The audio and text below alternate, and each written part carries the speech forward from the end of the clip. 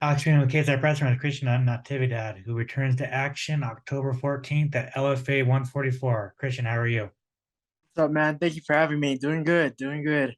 course, man. Of course. I'm happy to be talking with you. You are 10 days out. How are you feeling? So excited, bro. It's been over a year since my last fight. So honestly, like people count down the days, I'm counting down the minutes. I'm so excited. So excited. Awesome. Awesome. Well, before we talk about your fight, it has been a minute since you fought. Why the long layoff? Bro, you tell me. Honestly, a lot of things happened this past year, a lot of issues like personal problems and just been having a hard time booking a fight. So honestly, I guess you could say God's plan, whatever it is. You don't understand how God works sometimes, and I mean it's been a long layoff, but honestly, it's been a long time coming. So it wasn't really injuries, it was just more personal issues and just can't find a fight. There were a little bit of injuries, like some minor injuries that like kind of stopped me from training hard. It didn't stop me from training, but I couldn't be in like the full like pushing on the throttle hard camps. So I was still able to be in the gym, but I wasn't able to like, actually hustle.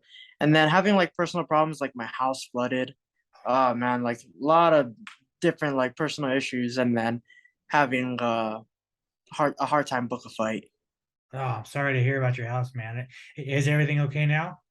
Yeah, you'd be surprised. House flooding in Arizona. How often do you hear that? Oh, what the fuck happened?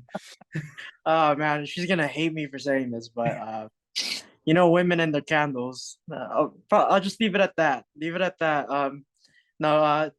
Long story short, she lit up a candle, it caught onto one of the towels, and one sprinkler in our house, like flooded the entire house. And we have a two-story house, and the sprinkler went on upstairs, so there's water coming through down through the ceiling, through the walls. It was a mess, man. It was Oh, horrible. Yeah, man, what a process. that sucks. I did want to ask, was it frustrating sitting on the sidelines this year, especially because your first four fights were, during the pandemic, right? And now that fans are kind of coming back, you were on the sidelines all year. Yeah, it definitely was very frustrating. So having my first four professional fights within a year, and then having to take another or taking a full year off after that, I felt like I was kind of finding a good flow. But honestly, I appreciate the time off because when you're in camp, when you're fighting back to back, you could only progress so much because during fight camp you're sharpening the tools. When you're out of camp, that's when you really learn and kind of um, expand your techniques and stuff like that.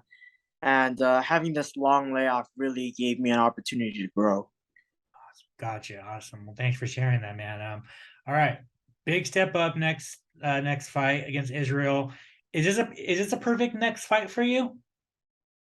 I think every fight's a perfect fight for me. And the reason why I say that is because I do want tougher fights every time I go in and fight in the cage. And Israel, he's a tough guy. Like my past two opponents, they're tough guys. I know Israel's gonna come down to bang, but honestly, I, I I think I have what it takes to really push this guy down. Awesome. Awesome. How do you like the matchup? Love the matchup. I've never fought anyone shorter than me, and I believe he might be an inch, maybe 2 inches shorter than me. So this is gonna be something new. I'm pretty short, but this guy, from what it says on the papers, is shorter. Uh, yeah, he's tough, man. He's tough. He's gonna be tough though. I mean, on paper, this is a very, very, very fun fight. Both of you guys come to bang. I mean, is it just going to be whoever lands first, or are you looking for more of like a technical kind of fight?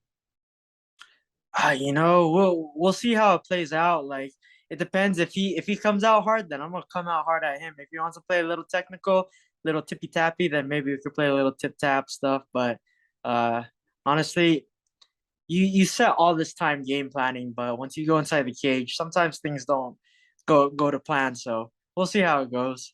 Awesome, awesome. Do you know why Jordan Harris pulled out again?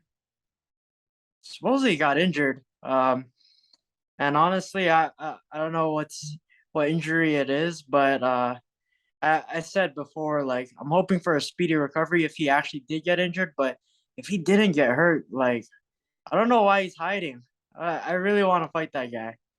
Well, now that it's been two canceled fights, are you kind of over him, or do you want to fight this guy? Like, do you hope it's scheduled for a third time? Let me fight this guy. That he can run, but he can't hide forever. I'm coming. I'm coming. Gotcha, gotcha. All right. Well, at the end of the day, October 14th, how do you get your hand raised? You tell me. You want me to knock him out? You want me to tap him? My past two fights were decisions, but I'm hoping to get back onto that knockout win streak. So I'm hoping to knock this guy out. Awesome, man. Awesome. And then finally for me, what do you want your 2023 to look like, man? Are you looking to, stay a lot more active like you were last year and then kind of get into the UFC, maybe contender series? Like, what's your plan? So I definitely do want to be active, right? I do want to keep fighting. Hopefully maybe about 3 fights next year. But I'm hoping to knock onto the doors of the big show sometime next year as well. So my goal originally this year was to fight 4 times, finish the year off as 8-0 as a pro. Next year have 2 fights, walk into the UFC at 10-0. But obviously things didn't work out as planned. It's already October. I haven't had one fight yet this year. So definitely not going to get in 4 fights within the next 2 months. But with that being said, I am still aiming for the big show 2023. So hopefully big things coming soon. And as a flyweight, I mean, is that going to be your weight class from now on, or are you kind of go back and forth by flyweight and bantamweight? It ultimately depends. Right now I walk around the size of a 25er, so I think I'm gonna stay at 25 for a while. But once I do overthrow this division, maybe I'll go up like how all these fighters are doing these days. Maybe take over that bantamweight division as well. Well, there is a vacant flyweight belt in the LFA right now. Is that what you want in your next fight? Oh, that sounds interesting. I had no idea. Did that guy get signed to the UFC? He, it's looking that way. It's just looking that way. Yeah. Well, you know who to call. You know where to find me. Awesome, awesome, Christian. Thank you so much for your time, man. I really appreciate it. If you want to plug your social media, plug any sponsors you might have, and if you want to thank anybody, the floor is yours. Yeah, so to find me on social media, it's just my first and last name, Christian Natividad. That's on Instagram. Want to give a huge shout out to a couple sponsors, Titan Solar Power. That was actually my job. I'm actually fighting full time. I used to be the finance manager for them, and ever since I quit, they actually been supporting me since. So huge thank you to them. Also to Blacksmith, uh, Warfield Hair Bar, Hawaiian Fight Gear. Thank you guys. Really appreciate all the help you guys done for me.